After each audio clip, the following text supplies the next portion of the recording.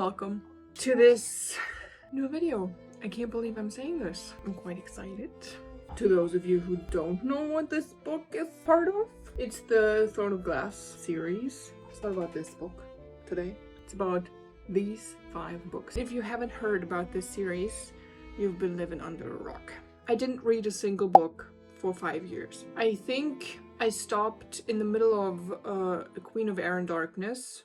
It's part of the Dark Artifices series by Cassandra Clare. And the end of the second book devastated me to my core. And I read the first half of Queen of Air and Darkness, but then I just stopped because, I don't know, I needed a break, I guess. I want this video to be a spoiler-free version. At the end, I will throw some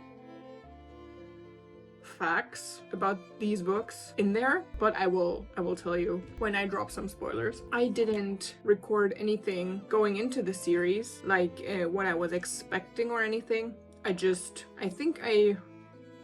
I record A Court of Thorns and Roses? I think I did. I didn't give any first impressions. It's just my honest reaction to middle and end parts of these 4. I didn't record anything for this one because it's very short.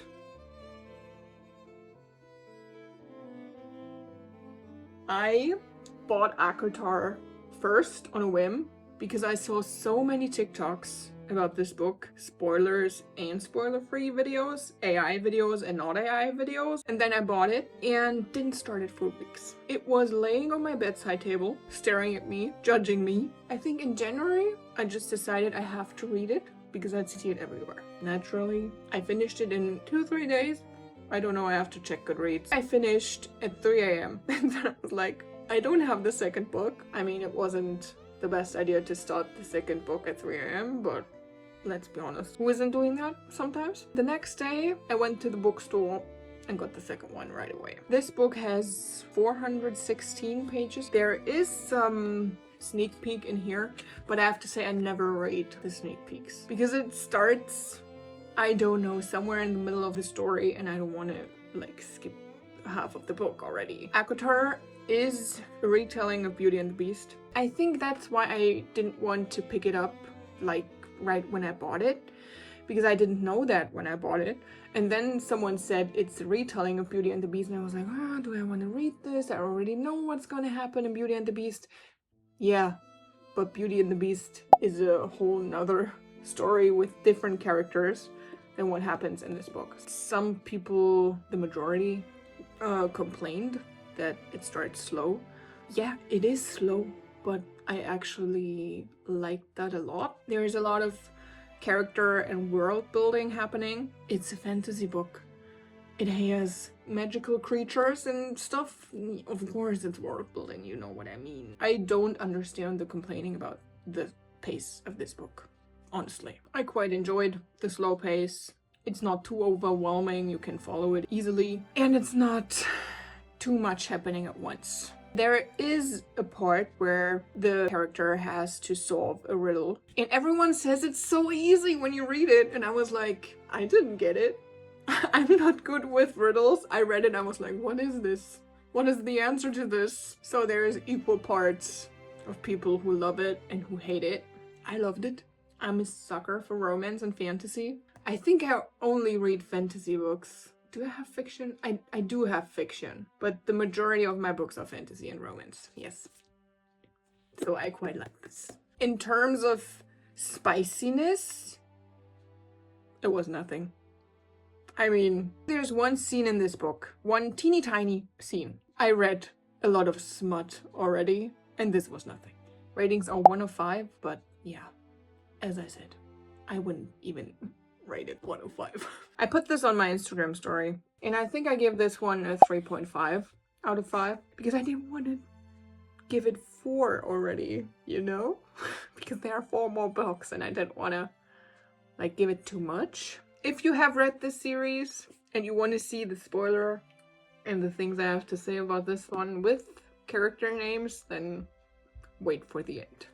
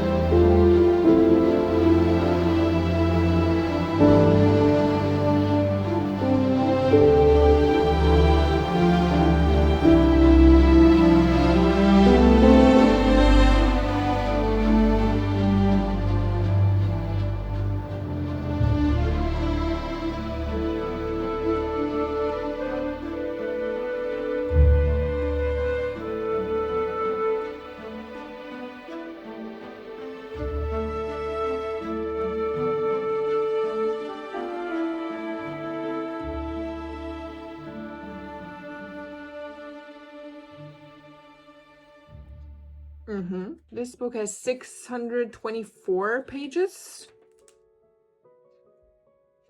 Did it just crack? A lot of people like this one more. That's not the case for me. I enjoyed this one. There's a lot of stuff happening in this. I think I know why everyone likes this book more than this one. It's chapter 54. Yeah, no. The ending destroyed me. I was like, what the is happening? This cannot be happening. What? This is only the second time that I bought a follow-up book this fast. As I said, I finished A Court of Thorns and Roses at 3 a.m. and I went to the bookstore, I think at 9 a.m. right when it opened, to get this one. I just had to know. The first one was City of Ashes, after I finished City of Bones, the Mortal Instruments series. The bookstore was literally about to close. I had 1 hour and I said to my mom, I finished this book and I need the second one. I need to read it right now. And she gave me money and I went to the bookstore. I loved it. I think I gave this book 4 out of 5. I really liked this one. I don't know why I stopped annotating after, what is this, a 5th? I don't know, this one is the last tag I added.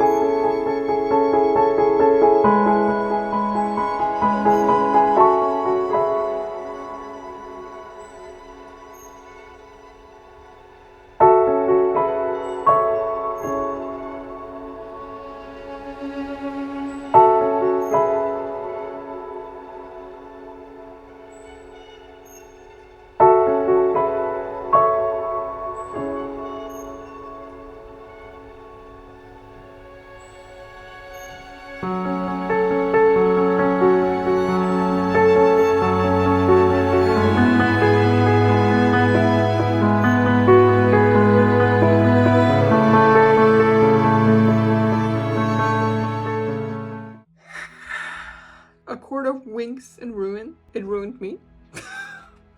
That's all I'm gonna say. As I said, some say it's boring because of the events happening in this book. It's a lot of politics, I would say. And you have, I mean, it's a fantasy book. You have to explain the politics and stuff. So it's 699 pages. And it's a lot of explaining, but it's so good. Oh my god. There is some very shocking, devastating stuff happening at the end, and that, let me just say, I cried a lot. The twists and turns in this book, they had me sad, they had me angry, devastated, ugly crying, laughing, everything. It was a roller coaster of emotions. In terms of spiciness for these, I think there are 2 to 3 scenes in each book, but it's, as I said, I read a lot of smut, and this, it's okay. It fits the story.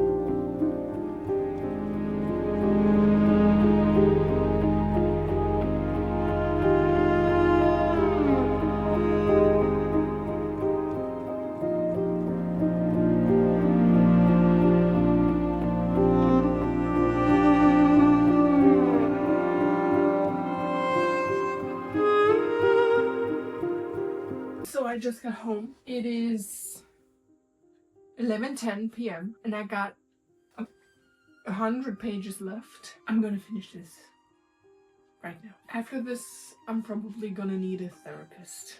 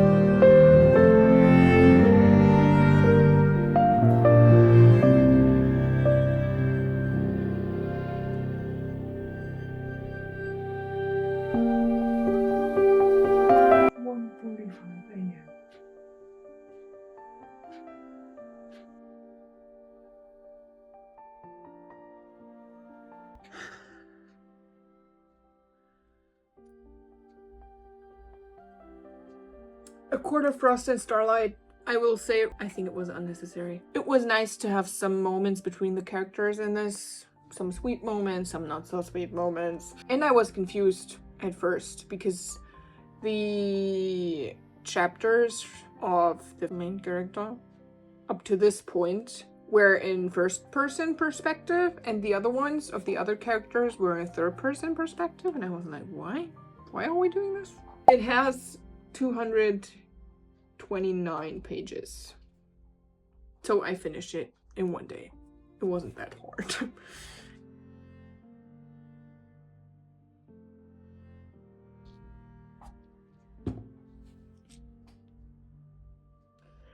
I have so much to say about this book. This book has 751 pages. This was the book where we no longer follow the main character of the other four.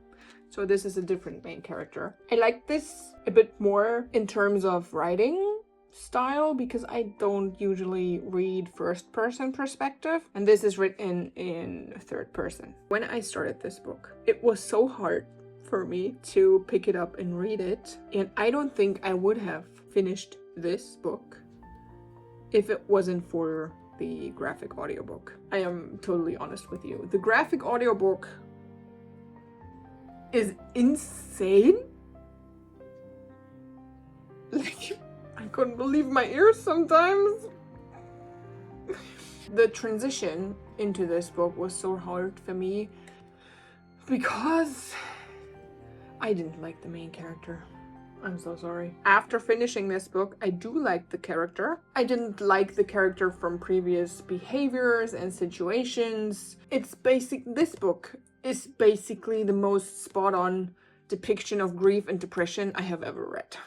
There are some different perspectives out there that determine how you react to this book. When I looked it up, it said you either are like the character or you've been hurt by someone who's like this character. I related to this in some parts. I am like this character, but mainly I've been hurt by someone like this character. I think that added to why it was so hard for me to get into this book and finish it. I do understand them better, but I also think that them dealing with their trauma this way doesn't justify every single bad thing they did in this book. I couldn't imagine ever treating anyone like this bad because of my trauma. Because, be as it may, every single character in this series experienced major trauma, and nobody else is behaving like the main character of this book. Experiencing trauma and having different coping mechanisms doesn't give you the right to behave and to treat people like this.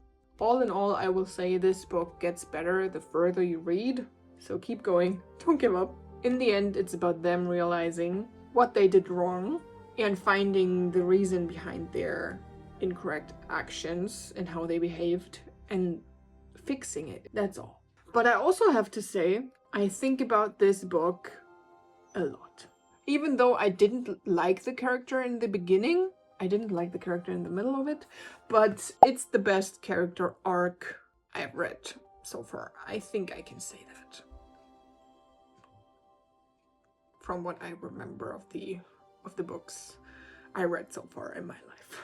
In terms of spiciness, that's what I'm talking about. If you know, you know. The rating on social media is 5 of 5 for this one, and I can agree to a certain degree. It was nice.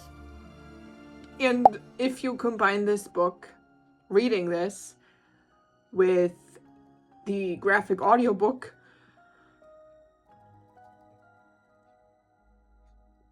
yeah. And then a friend told me we're not even done with it. And I'm like, when is the next one coming out? I need to know what's gonna happen.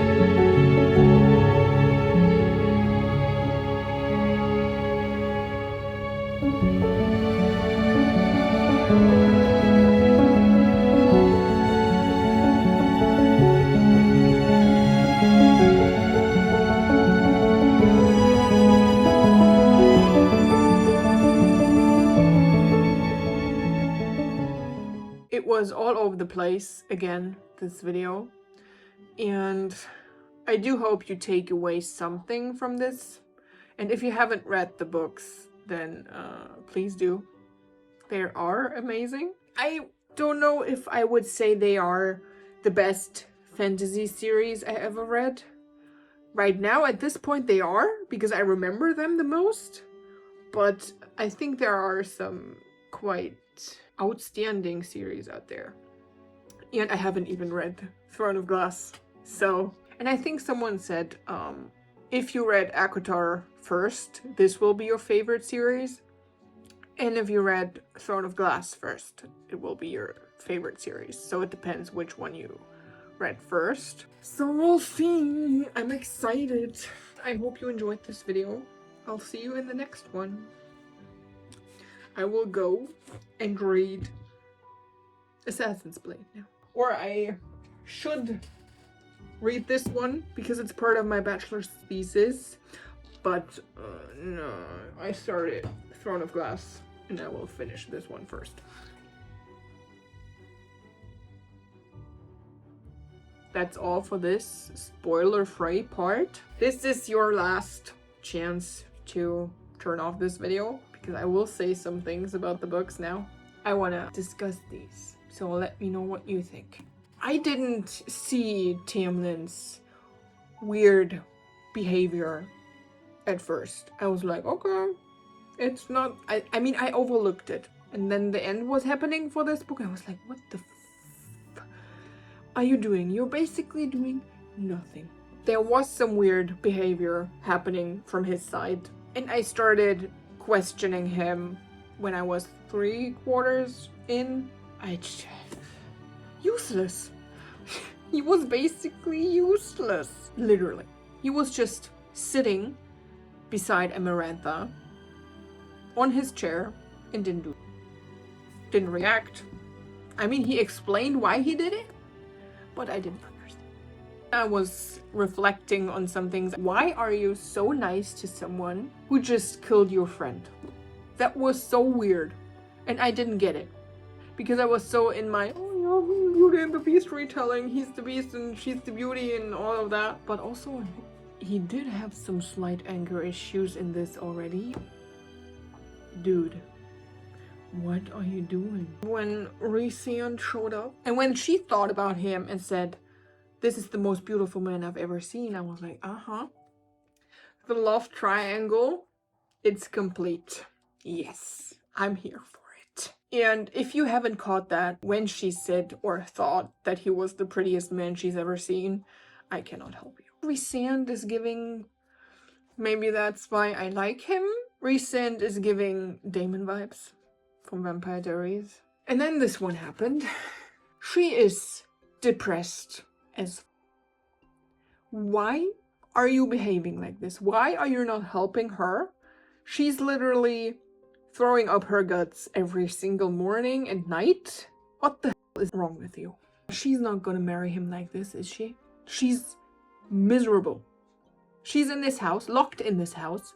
She didn't know at that point, but she was locked in this house. He didn't see her suffering, or he did see her suffering and he didn't do it. Again, what? is the matter with you, dude? The scene in his office. I think he threw her against the wall or something. Anger issues. Get out of there. Like right this instant. How Rhysand was dealing with her trauma. Making her read and write, and what he made her write. Oh, come on, man. Chapter 54. I wasn't crying when I first read it, but it was so emotional and so heartwarming, and oh my god. The ending actually destroyed me. I mean, I already knew something was gonna happen after Tamlin behaved like a complete asshole. It shocked me that her sisters were there. I was not expecting that at all. But then thinking they broke the mating bond, and it felt real while reading it. Oh no, they didn't do that right. Oh my god, oh my god. She went with him and I was like, what? And then Rhysand said he made her the High Lady of the Night Court, and I was like, Tamlin, please leave. He said, I think it was in the first one, he said there's no such thing as a High Lady. Well, guess what, bruh. Rhysand dying! The first time I was really shocked was when Amren went into the cauldron. What is happening? At first I was like, is she evil? Her destroying all of these ships and troops. Yes, you go, girl. And then they said she was gone. I was like, no, she can't be gone. Can't she? Bring her back. And then she came back and I was happy. I was really glad she came back because I like her. Her character, how she behaves, I like that. Farah's and Elaine's and Nesta's dad showing up with the ships, and then he died? He just showed up. He just arrived. Why is he dead? I cried for Nesta and Cassian. You're not gonna kill Cassian, are you? Rhysand dying? Excuse me? I was in denial. I think you see that in that footage. No. That can't be it. Because you still had that much left. He can't be dead. Nesta. I mean, girl. The way she behaved with her sister, with her younger sister. I do have a sister as well. She's 6 years younger than me, and I could never imagine treating her this way. The hiking scene. I cried. I'm getting goosebumps just thinking about it, because that was rough to read. If you feel that way, if you feel similar to her, it was hard to read.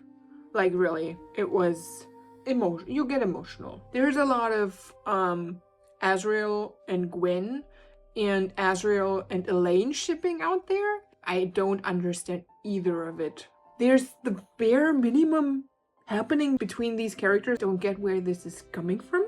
Can someone explain this to me? I mean, yeah, she got him earplugs. What is the meaning behind the shipping of Azriel and Elaine? I'm quite excited if she ends up with Lucian, because I do like Lucian. I really do. And I want him to get his happy ending. I don't know what I'm thinking about Elaine's character. And I think Lucian's brother, Eris, I like him too. And I think he's gonna play a bigger role. And we still don't know what exactly is behind Eris and Mor's situation. I mean, the whole reason, we know something, but not all of it.